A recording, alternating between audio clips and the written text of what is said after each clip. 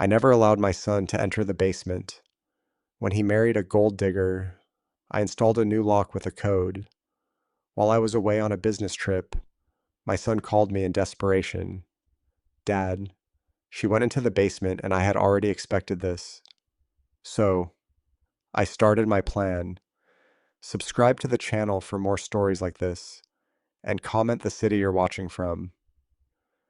I was sitting in a hotel conference room in Denver when my phone rang. The meeting had just wrapped up and I was gathering my papers when I saw Jasper's name flash across the screen.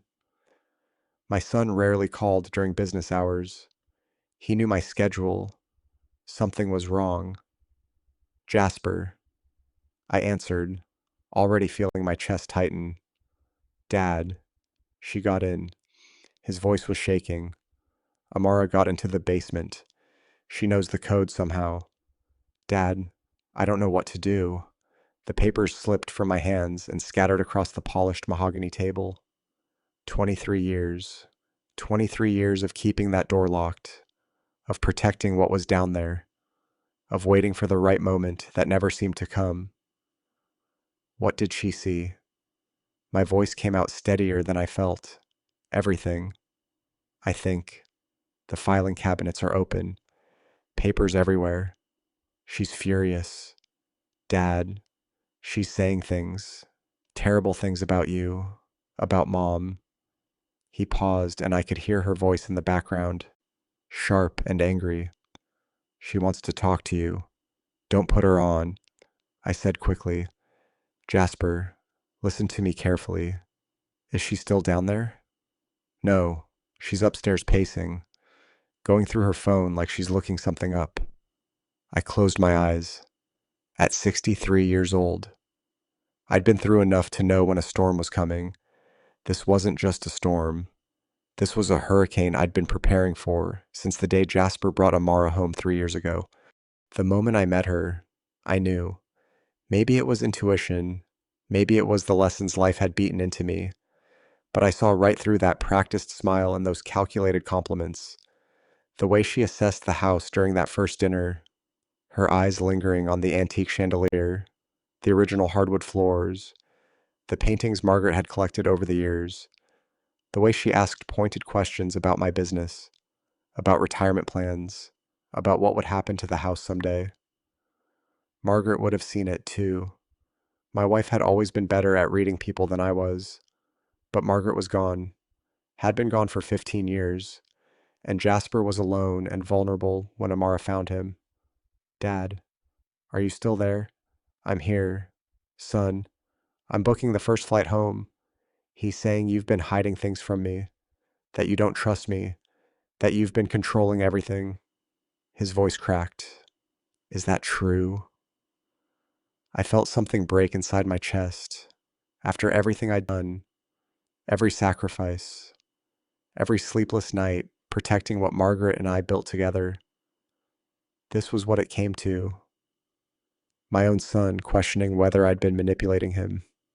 Jasper, everything I've done has been to protect you. I need you to trust me until I get home. Can you do that? Silence stretched between us. In that pause, I could hear 35 years of fatherhood hanging in the balance. The scraped knees I'd bandaged. The baseball games where I cheered until my voice went hoarse. The college tuition I'd paid without hesitation. The nights I'd stayed up helping him through heartbreak and disappointment. All of it weighed against whatever poison Amara had dripped into his ear over the past 3 years. Okay, he finally said. But Dad, she's really angry. I've never seen her like this. Of course she was angry. She'd just discovered that every plan she'd carefully constructed was built on sand. I'd made sure of that the day Jasper told me he was going to propose. I'll be home by tonight, I told him. Don't let her take anything from that basement. And Jasper, don't sign anything she puts in front of you. Promise me. I promise. I hung up and immediately pulled up flight options on my phone. My hands were shaking. Not from fear, exactly, but from something deeper. Exhaustion. Maybe. The weight of carrying secrets for so long. of being the guardian of a legacy that my son didn't even fully understand yet. The basement had been off limits since Jasper was a child. When he was young, I told him it was dangerous, that the stairs were unstable, that there were old chemicals down there from previous owners. As he got older, the excuse changed. It was my private office space. It was full of old business documents that needed to stay organized. It was where I kept things that reminded me too much of his mother. None of it was entirely a lie, but none of it was the full truth, either. After Margaret died, I'd spent months going through everything, organizing our life together into something comprehensible. Her clothes, her jewelry, her paintings, but more importantly, the documents, the will she'd made me promise to protect, the trust she'd set up with her attorney 6 months before the cancer took her, when she was still clear-headed enough to see the future and plan for it. Margaret had always been the smart one, the one who thought 3 steps ahead. She'd grown up poor, watched her own mother lose everything to a manipulative second husband after her father died. She swore it would never happen to our family. "Promise me, Elliot," she'd said one night in the hospital, her hand skeletal in mine. "Promise me you'll protect what we built. Not for yourself. For Jasper. There are people in this world who will see him as a meal ticket, and he's too kind to see them coming." I'd promised, and I'd spent 15 years keeping that promise. The trust was ironclad. Everything, the house, the savings, the investment accounts, the life insurance, all of it was locked in a trust that only Jasper could access. Not his spouse, not his future ex-spouse, just Jasper. Margaret had worked with the best estate attorney in the state to make sure there were no loopholes, no ways for someone to manipulate their way into our family's security. I'd added my own protections over the years. When Jasper started dating seriously in his late 20s, I'd quietly consulted with attorneys about prenuptial agreements, about how to protect assets in Colorado, about what rights a spouse had to inherited property. I'd learned everything I needed to know. When he told me about Amara, when he showed me the ring he'd bought with such hope in his eyes, I'd smiled and hugged him and told him I was happy for him. Then I'd called my attorney and made sure everything was documented, ironclad, unbreakable. The prenuptial agreement had been my idea, though I'd made it seem like it came from the attorney as a standard practice for families with estates over a certain value. Jasper had been embarrassed to ask Amara to sign it, but I'd insisted. She'd signed it with barely a glance, probably thinking it was just a formality, that she'd have years to work around it, to convince Jasper to change things. She was wrong. I boarded the flight 3 hours later, my stomach churning. I texted Jasper twice, brief messages, "Hang in there, I'm coming." He'd responded with simple acknowledgments, "Okay, see you soon." During the flight, I couldn't stop thinking about Margaret, about how she'd seen this coming, how she'd protected our son, even from beyond the grave. I wished she was here now, wished I could hear her voice telling me I'd done the right thing. But I was alone with this burden, just as I'd been alone with it for 15 years. And now, finally, the moment I'd been dreading and preparing for had arrived. Amara had opened Pandora's box, and there was no closing it again. The flight felt endless. Every minute stretched into an eternity as I stared out at the clouds, my mind replaying the past 3 years like a film I couldn't pause. I'd known something was wrong from that first dinner. Jasper had been 32 when he met Amara at some charity event downtown. He'd come home that week glowing, talking about this incredible woman who understood him, who made him laugh, who shared his interests. I'd been cautiously optimistic. My son deserved happiness. After a string of failed relationships in his 20s, he deserved someone genuine, Then I met her. Amara was beautiful. I'll give her that. 28 years old with the kind of polished appearance that comes from expensive salons and carefully chosen clothes. She'd shown up to dinner in a dress that probably cost more than most people's monthly rent, heels that clicked authoritatively across my hardwood floors, her dark hair styled in loose waves that looked effortless, but certainly weren't. Mr. Thorne, it's such an honor to finally meet you, she'd said, extending a perfectly manicured hand. Jasper has told me so much about you and this beautiful home. The way she'd said home, with just a slight emphasis, had been my first warning. Throughout dinner, she'd been charming, asked about my business, about Margaret, about how Jasper had grown up. She'd laughed at my stories, touched Jasper's arm affectionately, and complimented everything from the roast to the china pattern. But I'd watched her eyes. They'd wandered constantly, taking inventory. When she thought no one was looking, she'd examined the silver candlesticks on the mantel, the Persian rug in the living room, the original oil paintings Margaret had loved. I'd seen her fingers brush against the marble countertop in the kitchen, assessing, calculating.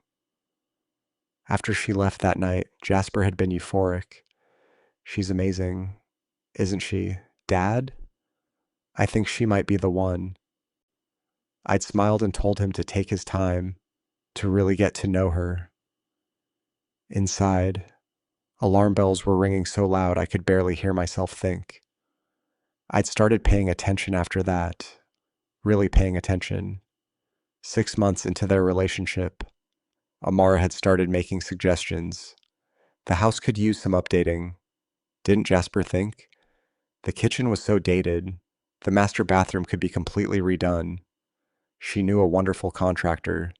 Jasper had mentioned it to me casually one Sunday when he'd come over for lunch. Amara thinks we should renovate a few rooms. She's got great taste. Dad, you should see some of the designs she's shown me. He'd already inserted herself into ownership of a house she didn't live in. That belonged to a trust she knew nothing about. The house is fine as is. I'd said carefully, your mother and I chose every detail together. I'm not ready to change that. I'd seen the flash of irritation cross Jasper's face. Dad, it's been 15 years. Don't you think Mom would want the house to feel current, to be functional for a new generation? The manipulation was subtle, but effective. He was using Margaret's memory against me, making me seem like I was living in the past, being unreasonable. And Jasper, desperate to please this woman he was falling for, couldn't see it. The suggestions had continued. Maybe Jasper should ask me about retirement plans. Was I thinking about downsizing? What would happen to the house if something happened to me? Had I updated my will recently? Every question came filtered through Jasper, delivered casually, as if Amara was just being practical, just thinking ahead. But I heard what she was really asking. When do I get access to the money? I deflected, changed subjects, kept my answers vague, and I'd called my attorney to make absolutely certain every document was sealed tight. When Jasper had told me he was going to propose, my heart had sunk. I'd seen the ring, a beautiful antique piece that had cost him $8,000 he'd saved carefully. I'd seen the hope in his eyes, the vulnerability of a man in love. I'm happy for you, son, I'd said, hugging him. And I was. I wanted Jasper to be happy, to have the kind of marriage Margaret and I had shared. But I also knew Amara wasn't capable of giving him that. The wedding had been elaborate. Amara had insisted on a venue that cost $45,000, flowers that cost $12,000, a dress that cost $8,000. Jasper had struggled to pay for it, too proud to ask me for help. I'd given them $20,000 as a wedding gift. knowing most of it would go toward paying off wedding debt. Amara had kissed my cheek and called me the most generous father-in-law, but her eyes had been cold, calculating. $20,000 was nice, but it wasn't the real prize. The real prize was sitting in trust documents in my basement, and she had no idea yet that she'd never touch it. After the wedding, things had escalated. Amara had moved into Jasper's small condo, the one he'd bought with his own money from his job as an architect. Within weeks, she'd started complaining. It was too small. They needed more space. They should move into the family house with me. Think of all the room they'd have. Think of how much they'd save on rent and utilities. I'd shut that down immediately. The house stays as it is. When I'm gone, it'll be Jasper's to do with as he pleases. But while I'm alive, it's my space. I'd seen the fury flash across Amar's face before she'd hidden it behind a tight smile. Of course, Dad, I understand completely. But she'd started working on Jasper differently after that. I'd overhear conversations when they visited, how I was getting older, how it wasn't safe for me to live alone in such a big house. What if I fell? What if something happened? She was patient. I'll give her that. She played the long game. My phone buzzed. A text from Jasper. She wants to call you. Should I let her? I typed back quickly. No, wait until I'm home. Don't engage. 3 dots appeared, then disappeared, then appeared again. Okay. I could feel Jasper pulling away already, confused and torn between his wife and his father. Exactly what Amara wanted. The plane finally landed at 7:43 p.m. I'd been gone for 3 days, and in that time, everything had changed. I grabbed my carry-on and headed straight to my car in long-term parking. The drive home took 32 minutes. 32 minutes of rehearsing what I'd say, how I'd handle this, how I'd explain 15 years of protection without sounding like the controlling father Amara had probably painted me as. When I pulled into the driveway, both their cars were there.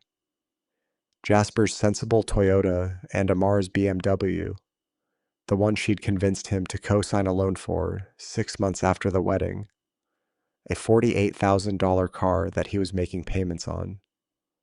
I sat in my car for a moment, gathering strength. Margaret's voice echoed in my memory. You're stronger than you think. Elliot, protect our boy. I grabbed my bag and walked to the front door. It opened before I could turn my key. Jasper stood there looking exhausted. His hair was disheveled, his eyes red-rimmed. My son, who rarely showed stress, looked like he'd aged 5 years in one day. Dad, he said quietly. Behind him, Amara appeared. She was dressed casually, jeans and a silk blouse, but there was nothing casual about the way she carried herself. She looked like a predator who'd finally cornered her prey. Elliot, she said, her voice sugary sweet, but with an edge underneath. We need to talk. I stepped inside my own home, the home Margaret and I had bought 37 years ago, the home where we'd raised our son, the home that held every memory of our life together. Yes, I said calmly. I believe we do. Amar's smile was sharp as a knife. She was ready for battle, but so was I. We sat in the living room, the 3 of us positioned like chess pieces. I took my usual chair, the worn leather recliner that had molded to my shape over decades. Jasper sat on the couch, perched on the edge like he might need to run at any moment. Amara claimed the other end of the couch, angling her body toward me, her posture perfect, controlled. I'm going to be direct, Amara said, not waiting for anyone else to speak. I found documents in the basement, documents about trusts and estates, and legal protections that my husband knew nothing about. Jasper flinched at the word husband, at the way she wielded it like a weapon. Documents that concern our family are kept secure, I said evenly. That's why the basement has always been locked. Secure from your own son? Her eyebrow arched. Or secure from me? The question hung in the air. Jasper was staring at his hands, his jaw clenched tight. He looked like he wanted to disappear into the couch cushions. Both, I said, deciding there was no point in pretending anymore. The trust was established by Margaret before she died. It protects assets for Jasper's future, assets that remain separate from marital property. Amar's laugh was cold, brittle. Marital property? You mean you made sure I'd never have any claim to this family's money? I made sure the legacy Margaret and I built would go to our son. Yes, exactly as she intended. Dad. Jasper finally spoke, his voice strained. You should have told me about this. I had a right to know. The pain in his voice cut deeper than any of Amar's accusations. This was what I'd feared most. Not her anger, but his hurt, his sense of betrayal. You're right, I said, meeting his eyes. I should have. I was waiting for the right time, and I kept waiting. And then suddenly, 3 years had passed. The right time? Amara repeated mockingly. Or were you waiting to see if I'd leave, hoping your son's marriage would fail so you could keep your precious control?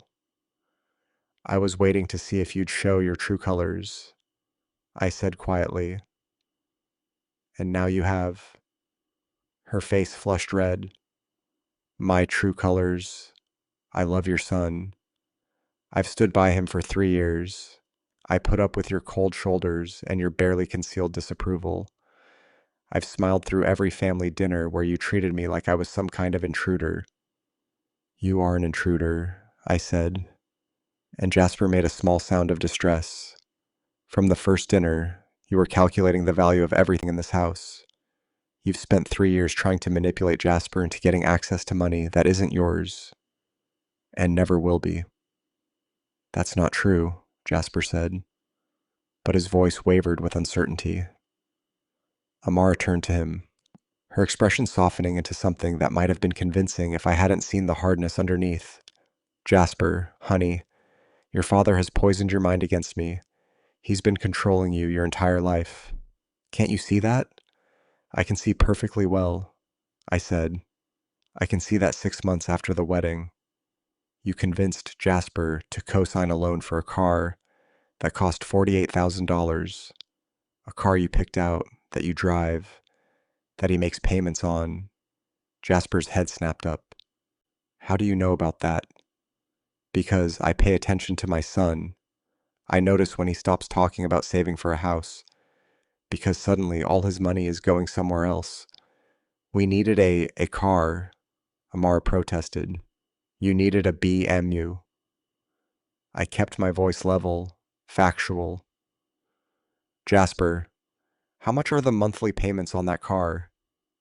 He hesitated. $732. And how much were you paying for your Toyota before that? The one that was only 3 years old and ran perfectly? 285, he admitted quietly. So, you're paying an extra $447 a month because Amara needed a luxury vehicle. I turned back to her. What else did you need? The designer furniture for the condo? The vacation to Cabo that cost $8,000? The remodeled kitchen that Jasper mentioned you wanted for this house? I was trying to build a nice life for us, Amara said, but her voice had taken on a defensive edge. You were spending money that wasn't yours and trying to figure out how to access money you'd never earned. I pulled out my phone and opened my email, finding the message I'd prepared before I left Denver. I had a conversation with my attorney today. He confirmed that the prenuptial agreement you signed before the wedding is completely valid and enforceable. Amara went very still. What prenuptial agreement? The one you signed 3 days before the wedding. The one my attorney walked you through.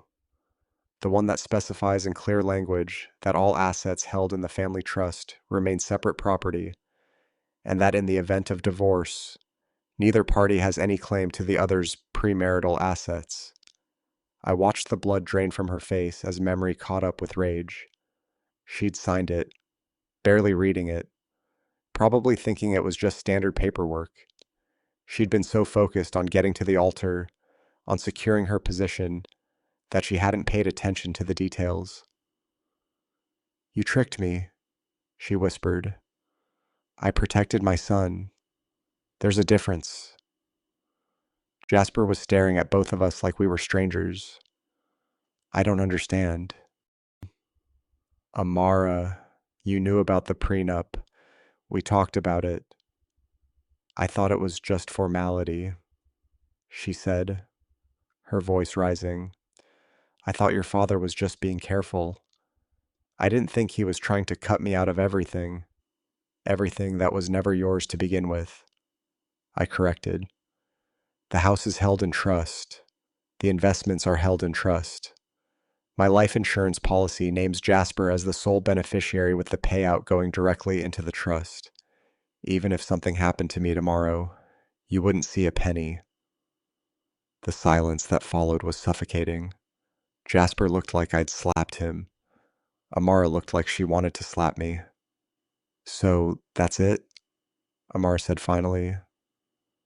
"You've made sure that even if I stay married to your son for 50 years, I'll never be a real part of this family?" "You were never trying to be part of this family," I said. "You were trying to buy your way into comfort and security without earning it. I've watched you for 3 years. Amara, I've watched you isolate Jasper from his friends. I've watched you create arguments between us over trivial things. I've watched you spend his money like it was water while you contributed nothing." "I contributed nothing?" Her voice went shrill. "I gave up my apartment to move in with him. I've supported his career, gone to his work events, played the dutiful wife." "You haven't worked a single day since the wedding," I pointed out. "You told Jasper you were going to look for a job in marketing. That was 2 years and 8 months ago. Where's the job? Amara?" She opened her mouth, then closed it. Jasper was looking at her now, really looking, and I could see the pieces clicking together in his mind. The excuses about interviews that never panned out. The promises to start sending out resumes. The reasons why she needed just a few more months to figure out what she really wanted to do. "This is unbelievable," Amar said, standing abruptly. "You've been investigating me? Keeping tabs on me like I'm some kind of criminal?" "I've been watching someone who I suspected was using my son for financial gain, and everything I've seen has confirmed that suspicion." She turned to Jasper, her eyes wild. "Are you going to let him talk to me like this? I'm your wife." Jasper looked between us, his face pale. "Amara, is it true? Have you not been looking for work?" "I've been building a life with you," she said, but there was desperation creeping into her voice now. "I've been making our home comfortable, planning for our future, planning for a future in my house." I interjected. "You've brought it up at least a dozen times in the past year. How much more sense it would make for you and Jasper to live here. How I was getting older and needed help maintaining the property. How you could take care of everything if you just moved in. That's called caring about family." Amara shot back. "No," I said quietly. "That's called positioning yourself to take over assets you think you can eventually control." Jasper stood up suddenly. "I need air. I need to think."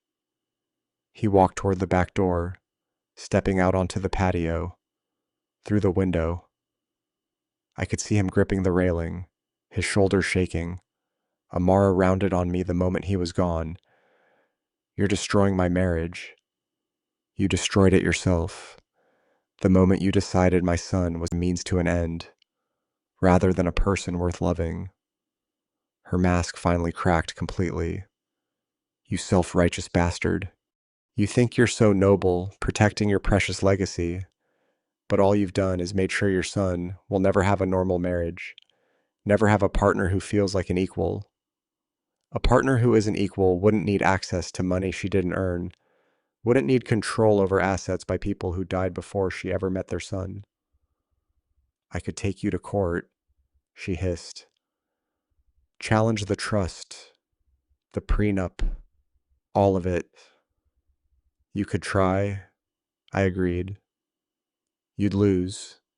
Margaret's attorney was very thorough, but you're welcome to waste your money on lawyers if you'd like. He stared at me with pure hatred, and for a moment, I saw exactly who she really was. Not the charming woman who'd walked through my door 3 years ago. Not the loving wife she'd pretended to be. Just someone angry that her carefully laid plans had fallen apart. This isn't over, she said. Yes, I replied icily. It is. I found Jasper on the patio, his hands gripping the wooden railing so tightly his knuckles had gone white. The evening air was cool, carrying the scent of the honeysuckle Margaret had planted along the fence 20 years ago. It should have been peaceful. Instead, it felt like standing in the eye of a hurricane. Son, I said softly, stepping outside. He didn't turn around. How long have you known about Amara? About what she wanted? From the first dinner, he let out a shaky breath. And you never said anything? Would you have listened? I moved to stand beside him, both of us looking out at the yard Margaret had loved. You were in love, happy for the first time in years. What was I supposed to say? I think your girlfriend is a gold digger. You would have chosen her and cut me out of your life. So, instead you just let me marry her.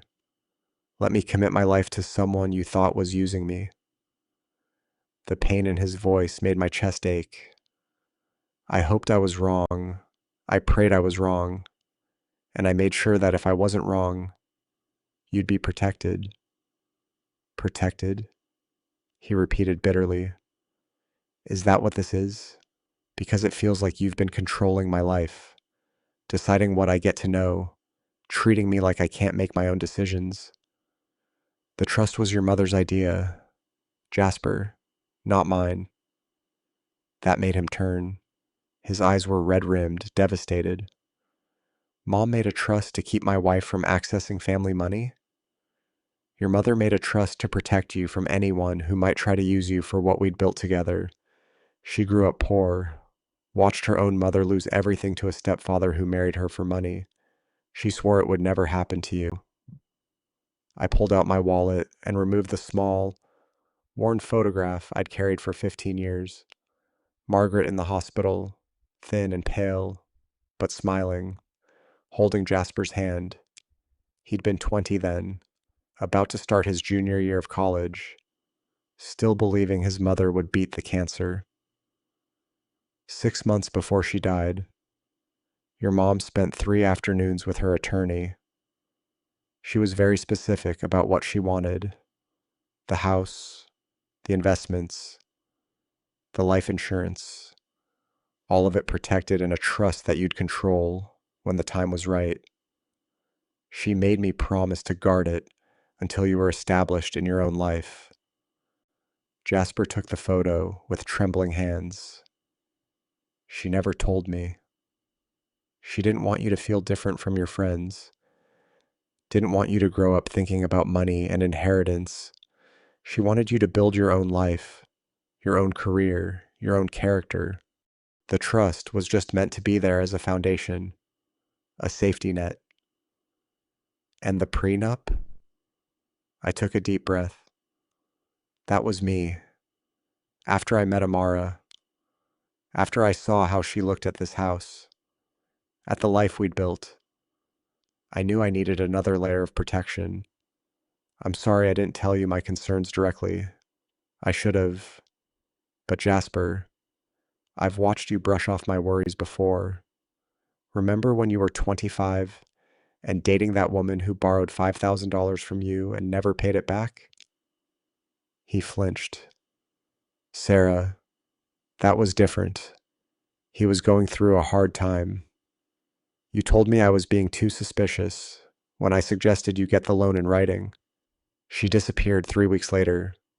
Or when you were 28 and your friend Connor convinced you to invest in a startup. He needed capital. He needed $12,000 of your money, which vanished when the business folded 6 months later. You told me I didn't understand entrepreneurship, that I didn't trust your judgment. Jasper was quiet, his jaw working. We both knew I was right. My son had a generous heart, maybe too generous. He wanted to see the best in people, wanted to everyone was as genuine as he was. Margaret had known that too. It was one of the things she'd loved most about him, and one of the things that had terrified her.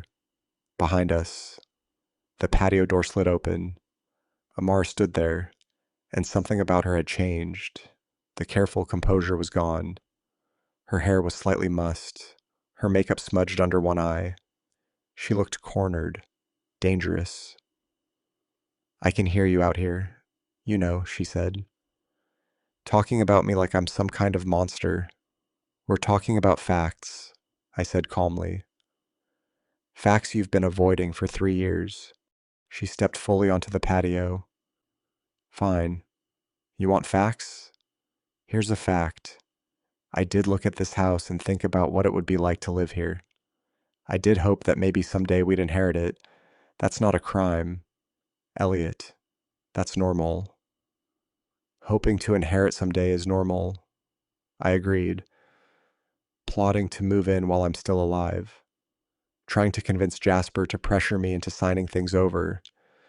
Researching ways to challenge estate planning. That's different. Her eyes widened. I never researched anything. Your browser history says otherwise. I have excellent security on my home network. Amara, I've seen every search you've made while connected to my Wi-Fi. Estate trust loopholes. How to challenge a prenup. Rights of surviving spouse in Colorado. You've been planning this for over a year. Jasper's head snapped toward her. Amara, tell me that's not true. She opened her mouth, closed it, then laughed. It was a sharp, ugly sound. What did you expect? You think I wanted to stay in that cramped condo forever? You think I wanted to watch you go to work every day while your father sits on a fortune and treats me like I'm garbage? I never treated you like garbage, I said. I treated you with the exact amount of warmth you deserved, which was very little, because you decided I wasn't good enough for your son the second you met me, because I didn't come from money like your precious Margaret did. My wife came from nothing, I said, my voice hardening. She grew up in a trailer park. Her father was a mechanic who died when she was 12. Her mother cleaned houses. Margaret worked her way through college, through graduate school, built a career as a CPA. Every dollar we had, we earned together. So, don't you dare use her as some kind of privileged comparison. Amara blinked, clearly not having expected that. She'd probably assumed Margaret came from wealth, that I'd married into money rather than building it. The difference between you and Margaret, I continued, is that she never expected anything handed to her. She never looked at what others had and felt entitled to it. She worked. She saved. She sacrificed. You've done none of those things. I sacrificed for this marriage, Amara shot back. I gave up my independence, my own apartment, my own life to build something with Jasper. You gave up a $600 a month studio apartment to move into Jasper's paid-off condo. I said, that's not sacrifice. That's upgrade. And you haven't built anything. You've spent Jasper's money while contributing nothing. No income. No savings, no partnership, just consumption. Dad, Jasper said weakly, but he didn't defend her. That silence spoke volumes. Amara's face was flushed now, her breathing quick. This is exactly what you wanted, isn't it? To turn him against me, to destroy what we have. What you have, I said quietly, was built on lies and manipulation. I didn't destroy it. I just shined a light on what was already there. You son of a bitch, she hissed. Then she turned to Jasper, her voice shifting, becoming pleading. Jasper, honey, please, don't let him do this. We can work this out. We can go to counseling. We can talk through everything. But you have to choose me or him. It was the ultimatum I'd known was coming. The final card she had to play. She was betting that Jasper loved her more than he loved the truth. Jasper looked at her for a long moment.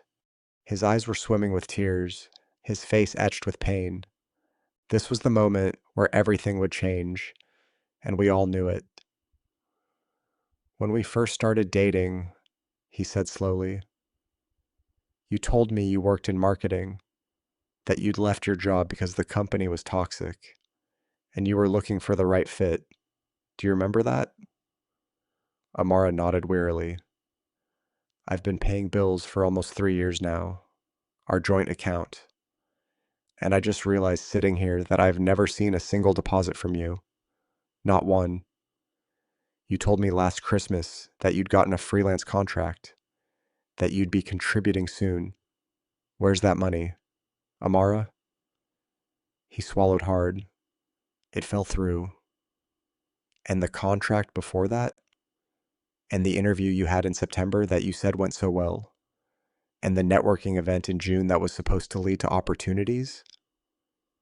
The job market is tough right now, she said defensively. For 3 years. His voice cracked. Amara, I've worked 50-hour weeks for 3 years while you stayed home. I thought you were looking. I thought you were trying. Was any of it real? The silence stretched. She could have lied again, could have manufactured more excuses. Instead, something in her broke, or maybe just stopped caring about pretending. I didn't want to work, she said flatly. I wanted to be taken care of. Is that so terrible? I thought you had money, real money. I thought we'd have the kind of life where I didn't have to work some meaningless office job. And then I realized all the money was locked up in your father's control, and I've been trapped in this limbo ever since. Jasper actually took a step back, like her words had physically pushed him. You married me because you thought I was rich. I married you because you were kind, and I cared about you, and yes, because I thought we'd have financial security. That's not some terrible crime. People consider finances when they get married. That's real life. But you lied, he said, his voice barely a whisper. About everything. About wanting to work. About your feelings. About who you really were. I didn't lie about caring for you. But you lied about everything else. He ran his hands through his hair. God, Dad was right. He was right about all of it. Amar's expression shifted from defensive to furious. Fine. Yes. Your father was right. I wanted the money. I wanted this house. I wanted a life that didn't involve pinching pennies and worrying about bills. And I thought marrying you would give me that. Are you happy now? Is this what you wanted to hear? The devastation on Jasper's face was almost too painful to watch. This was my son, learning that the woman he'd pledged his life to had been playing a role, had seen him as a means to an end rather than a partner. I think you should leave, Jasper said quietly. What? I think you should pack some things and leave. You can stay with your sister or get a hotel. I need you out of here so I can think. But Amara's fury crystallized into something cold and calculated. This is still half my home. Jasper, we're married. You can't just kick me out. Actually, I said, the condo is in Jasper's name only. He bought it before you met. You have no legal claim to it. Her head whipped toward me. You looked that up too. I know every asset my son owns and how it's titled. That's not control. Amara, that's being a careful parent. Wasteful. She looked between us, and for the first time I saw real fear in her eyes. She'd lost, and she knew it. If I leave now, I'm not coming back, she said, a last desperate threat. Jasper met her eyes. I know. The sound of Amara's suitcase wheels scraping across the hardwood floor echoed through the house like a death knell. It was 9:15 p. And I sat in the living room while Jasper stood in the doorway of his old bedroom upstairs, watching his wife pack 3 years of marriage into 2 bags. I heard her footsteps, quick and angry, moving from room to room. A door slammed, then another. She was taking her time, maybe hoping Jasper would crack, would tell her to stop, would take it all back. He didn't. When she finally came down the stairs, she looked nothing like the polished woman who'd sat across from me hours earlier. Her hair was pulled into a messy ponytail, her face blotchy and streaked with mascara. She dragged both suitcases behind her, refusing to look at either of us. At the door, she finally paused. Jasper, she said, her voice hoarse. I need money for a hotel. I don't have anywhere else to go tonight. He pulled out his wallet slowly and handed her 3 $20 bills.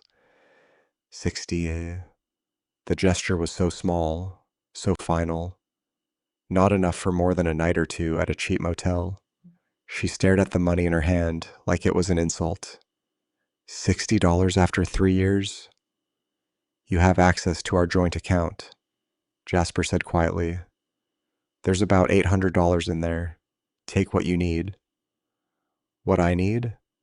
Her laugh was bitter. What I need is for you to wake up and realize your father has poisoned you against me. But I guess that's not happening. She grabbed the doorknob, yanked it open. The cool night air rushed in, carrying the scent of rain. She stood there for a moment, silhouetted in the doorway, and I thought maybe she'd try one more time to manipulate him, to find some crack in his resolve. Instead, she just left. The door clicked shut behind her, and seconds later we heard her BMW start up and pull away. The silence that filled the house was deafening. Jasper stood frozen in the same spot, staring at the closed door. I watched his shoulders start to shake, and then he crumpled, just collapsed onto the bottom step of the staircase, his face in his hands, and the sobs came, deep, wrenching sounds that tore at my heart. I moved to sit beside him, and he immediately turned into me like he was a child again. My 63-year-old body folded around my 35-year-old son, and I held him while he broke apart. I'm so stupid, he choked out between sobs. I'm so stupid. Dad, how did I not see it? You loved her, I said simply. Love makes us see what we want to see. 3 years of my life gone, wasted on someone who was just using me. Not wasted, I said firmly. You learned something about people, about yourself, about what you really want in a partner. That's not waste. Son, that's life. He pulled back, wiping at his eyes with his sleeve. You tried to warn me, not directly, but I could feel it. Your disapproval. And I told myself you were just being overprotective, that you couldn't let go. But you saw her right from the start. You saw exactly who she was. I've had more years to learn about people, I said, and I had the advantage of not being in love with her. It's easier to see the truth when your heart isn't involved. He let out a shaky laugh. Mom would have seen it, too, wouldn't she? The first time Amara walked through that door, your mother would have had her number. Margaret had a sixth sense about people. Jasper leaned back against the staircase, exhausted. Tell me about the trust. I want to know everything. No more secrets. So I did. We sat there on the stairs, and I explained every detail. How Margaret had spent those last months of her life planning for a future she wouldn't be part of. How she'd worked with her attorney to create something unbreakable, designed specifically to protect Jasper from the kind of person who'd see him as a paycheck rather than a partner. The trust holds the house, all the investment accounts Mom and I built together, and the life insurance policy. It's worth about $1.3 million total. Jasper's eyes widened. That much? Your mother was very good with money. We lived modestly, invested carefully. The house alone is worth about $600,000. The rest is in diversified investments that have grown steadily over the years. And it all comes to me when I die, or when I choose to transfer control, which I was planning to do on your 40th birthday. I paused. Your mother and I thought that was a good age, old enough to have learned about life, young enough to still benefit from financial security. So, 5 more years. That was the plan.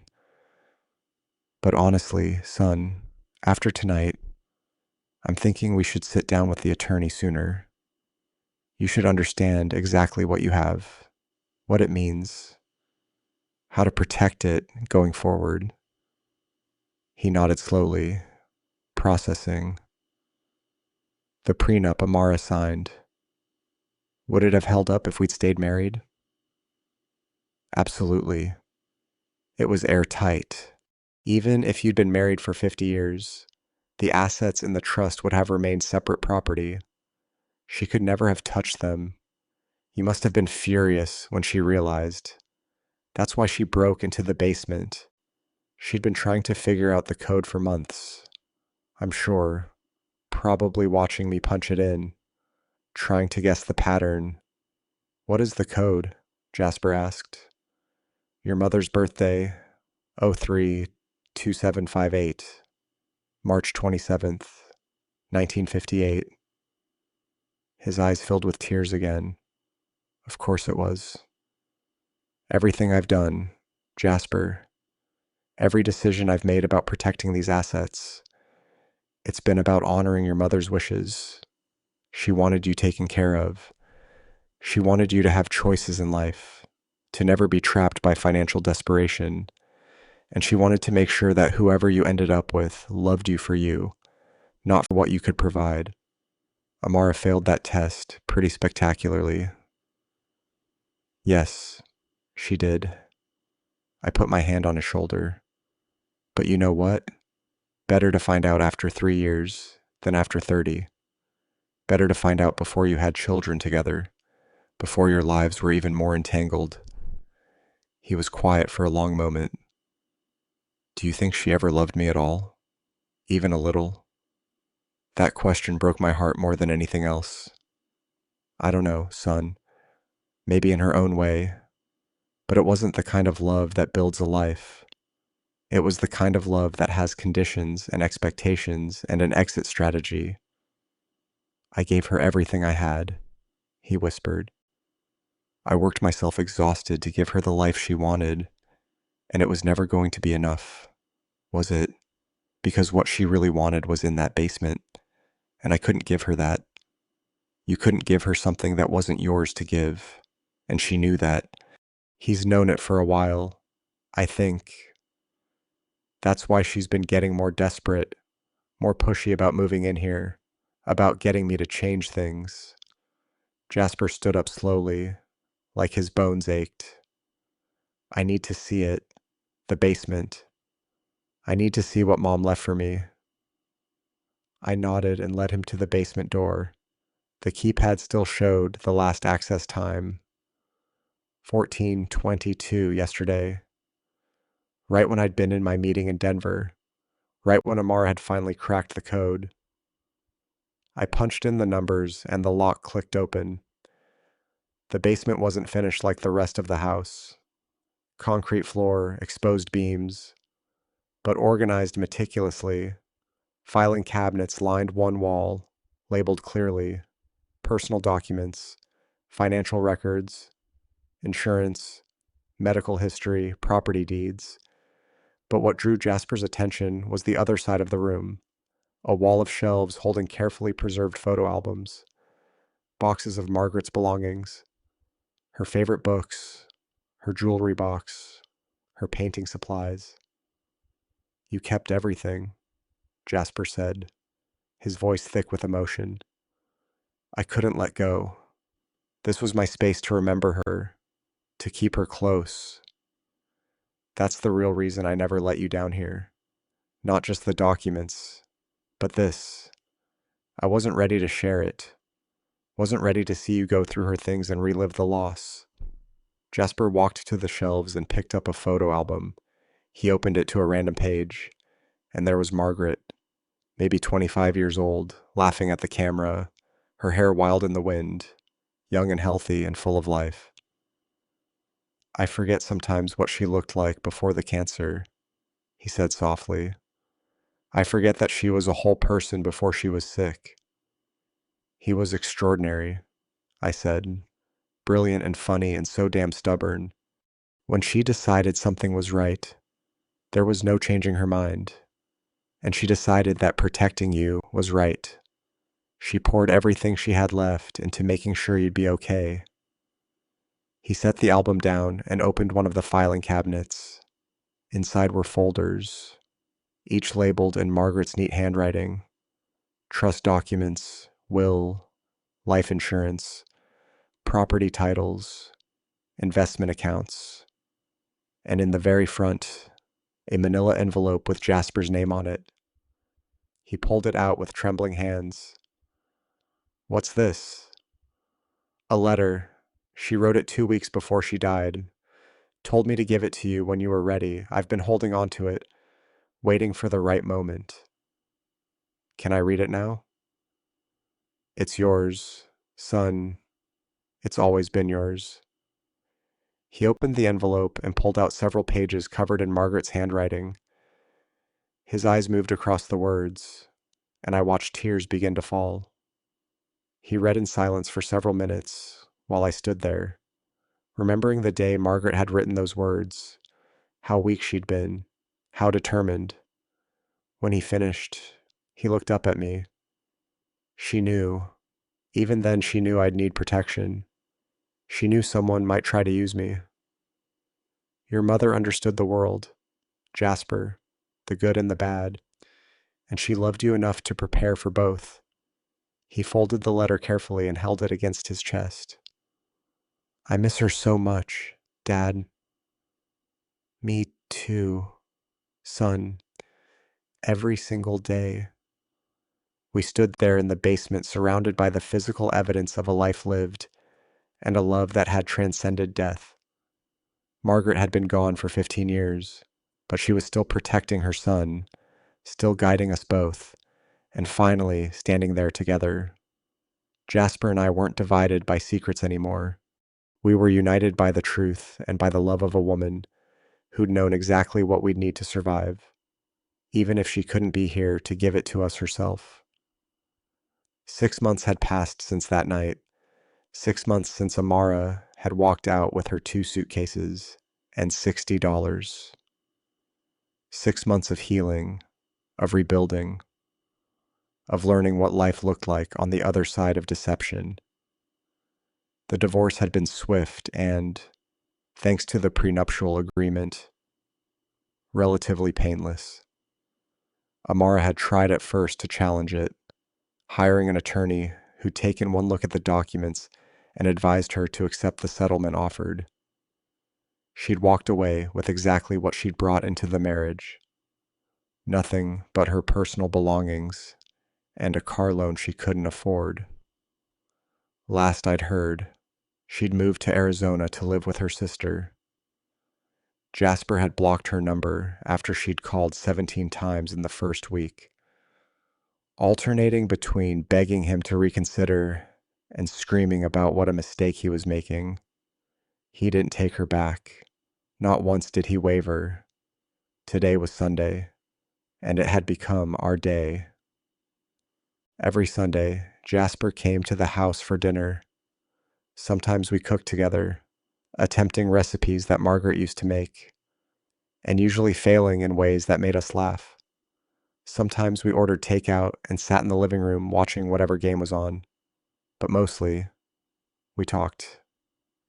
I met someone, Jasper said, cutting into the roast chicken I'd somehow managed not to burn. I looked up, surprised. Oh? Nothing serious yet, just coffee a couple of times. Her name is Diane. She's a landscape architect. We met at that conference I went to last month. And?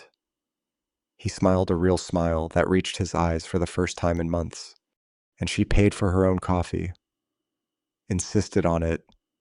Actually, said she had a rule about always paying her own way on first dates. I felt something warm bloom in my chest. Smart woman. She asked about my family, and I told her the truth. All of it.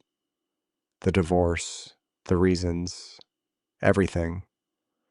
I figured if that scared her off, better to know now.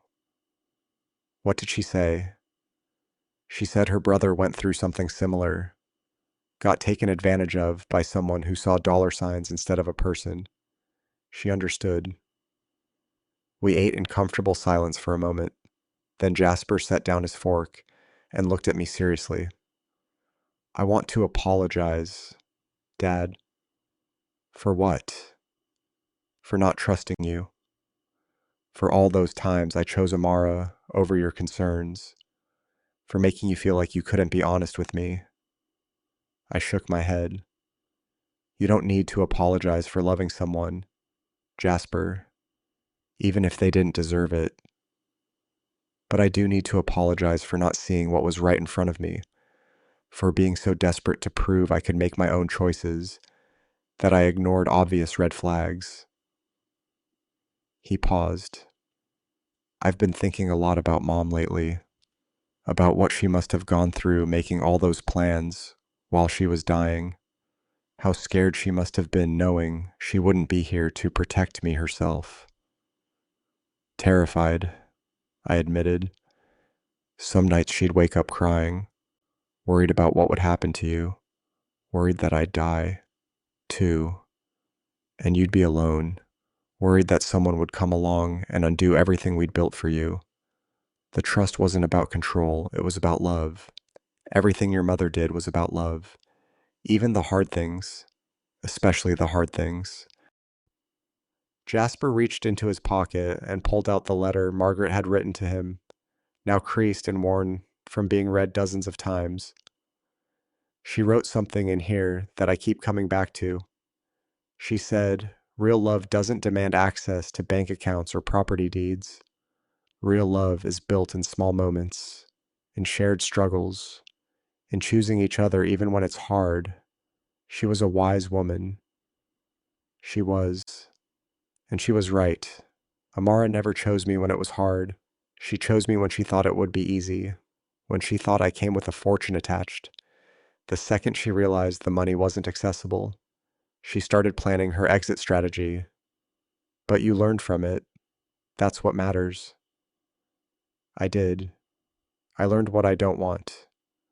And I learned that I'd rather be alone than be with someone who's only there for what I can provide. I raised my glass. That's worth drinking to. He clinked his glass against mine, and we both took a sip. The wine was a bottle Margaret had bought 20 years ago, one she'd been saving for a special occasion. I'd been saving it too, waiting for the right moment. This felt right. I've been thinking about the trust, Jasper said, about what we should do with it. What do you mean?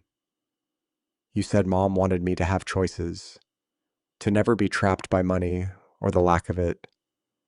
But I've been working as an architect for 13 years now. I built my own career, my own savings.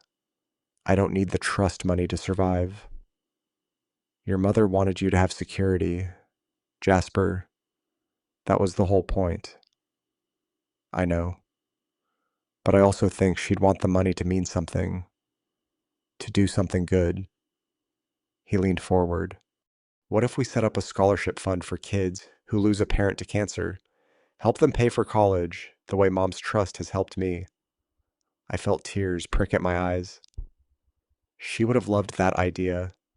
We could call it the Margaret Thorne Memorial Scholarship. Keep enough in the trust to maintain the house and provide a safety net, but use the rest to help kids who are going through what I went through. Your mother would be so proud of you right now. I hope so. I also hope she'd be proud that I finally learned what she was trying to teach me, that the best legacy isn't money, it's character. It's choosing the right people to let into your life. It's protecting what matters and letting go of what doesn't. We finished dinner and moved to the living room where I showed Jasper the progress I'd been making on organizing Margaret's things.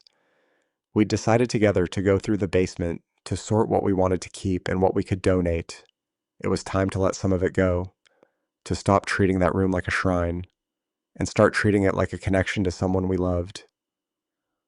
I want to keep her art supplies, Jasper said, pulling out a box of oil paints. Maybe try my hand at painting.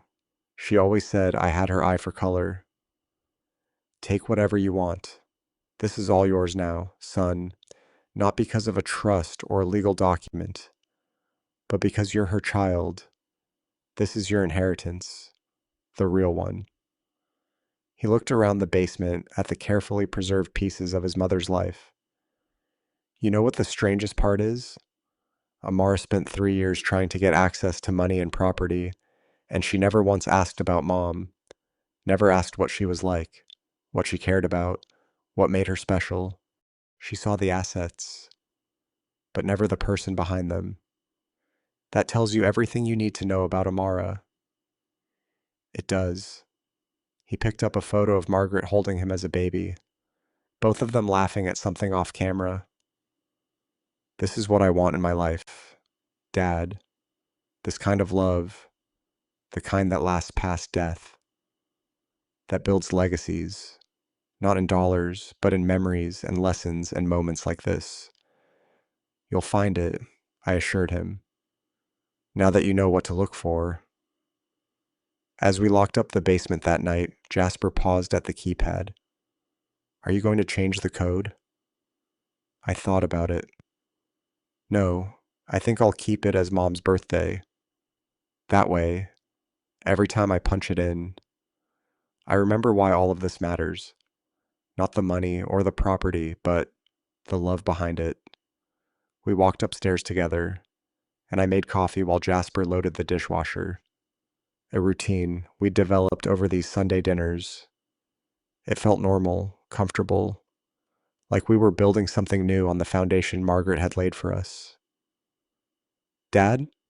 Jasper said as he was getting ready to leave. Thank you. Yes, for what? For protecting me, even when I didn't want to be protected. For seeing what I couldn't see. For keeping Mom's promises even when it meant I was angry at you. I pulled him into a hug. I'd do it all again in a heartbeat. After he left, I stood in the living room and looked at the photo of Margaret that I kept on the mantle. She was 35 in the picture, her smile bright and genuine, her eyes full of life. We did it, I told her quietly. He's okay. He's going to be okay.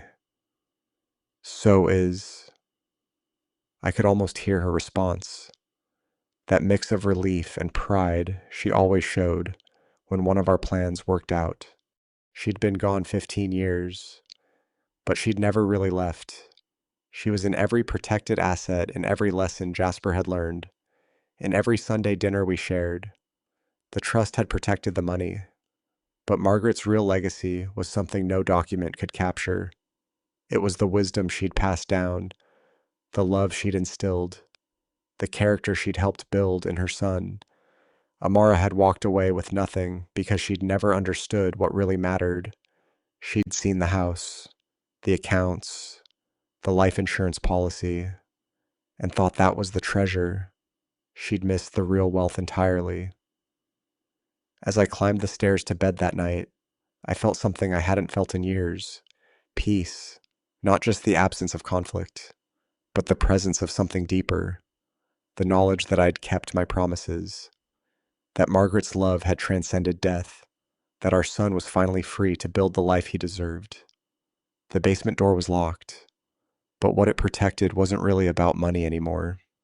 It was about memory, about honor, about a love story that had started 40 years ago and was still writing its final chapters. And in the end, that was the only legacy that truly mattered.